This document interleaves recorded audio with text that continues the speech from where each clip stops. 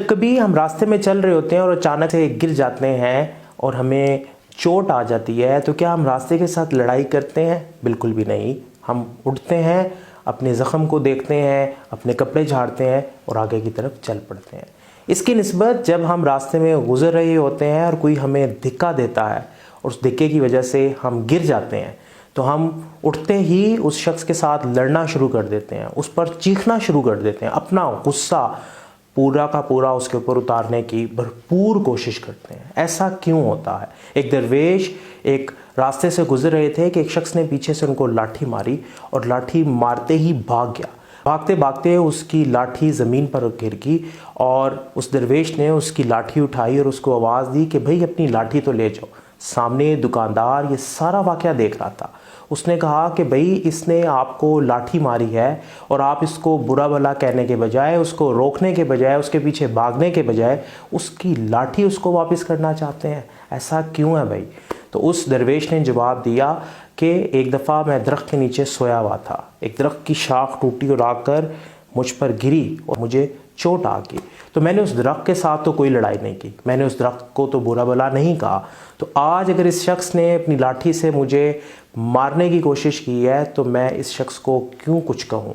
تو اس دکاندار نے جواب دیا کہ درخت کی شاخ کا گرنا اور بات ہے، اس شخص کا لاٹھی مارنا اور بات ہے۔ جبکہ درویش نے جواب دیا میرے لیے دونوں ایک ہی ہیں۔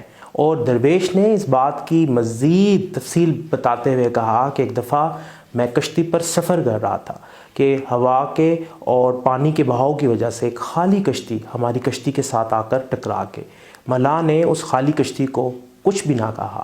پھر دوبارہ ایک دفعہ ہم سفر کر رہے تھے کہ ایک کشتی ہوا کے دباؤ اور پانی کے بہاؤ کی وجہ سے ہماری کشتی کے ساتھ آ کر ٹکرائی۔ اس دفعہ اس کشتی میں 3 مسافر تھے اور ایک ملاح تھا۔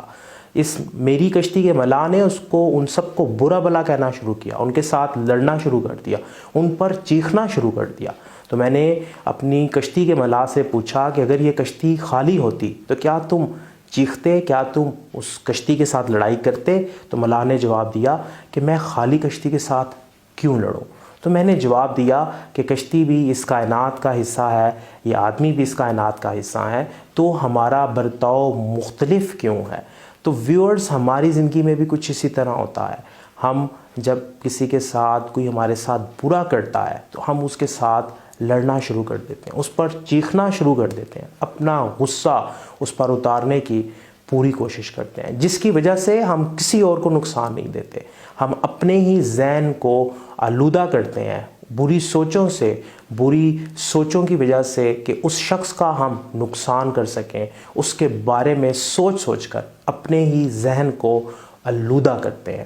جبکہ اگر ہم اسے معاف کر دیں تو ہم اپنے ذہن کو آزاد کر سکتے ہیں۔ نیلسن منڈیلا 27 سال کی جیل کاٹنے کے بعد جب باہر آیا تو صحافی نے اس سے سوال پوچھا کہ آپ اپنے دشمنوں کے ساتھ اب کیا کریں گے؟ تو نیلسن منڈیلا نے جواب دیا کہ میں نے اپنے دشمنوں کو جیل میں ہی معاف کر دیا تھا، کیونکہ اگر میں انہیں معاف نہ کرتا تو میں جیل سے تو رہا ہو جاتا لیکن اپنے ذہن کو کبھی بھی ان کی سوچوں سے رہا نہ کر سکتا۔ لہٰذا ویورز، ہم بھی اگر زندگی میں پرسکون زندگی گزارنا چاہتے ہیں، اپنے ذہن کو آلودہ سوچوں سے، منفی خیالات سے پاکیزہ رکھنا چاہتے ہیں تو ہمیں بھی ضرورت ہے کہ ہم غصہ کرنے کی عادت کو کم کریں۔ دوسروں پر غصہ کرنے کا فائدہ نہیں ہوتا۔ جب کوئی ہمارے ساتھ برا کرے تو آپ اس کے ساتھ برا کرنے کا نہ سوچیں بلکہ اسے معاف کر دیں، کیونکہ معاف کرنے کا عمل آپ کے ذہن کو آزاد کرتا ہے منفی سوچوں سے، منفی خیالات سے، جس کی وجہ سے آپ کی دماغی صحت اچھی رہتی ہے، تندرست رہتے ہیں، آپ خوشیاں اپنی زندگی کی طرف اٹریکٹ کرتے ہیں اور آپ کی زندگی اچھی گزرتی ہے۔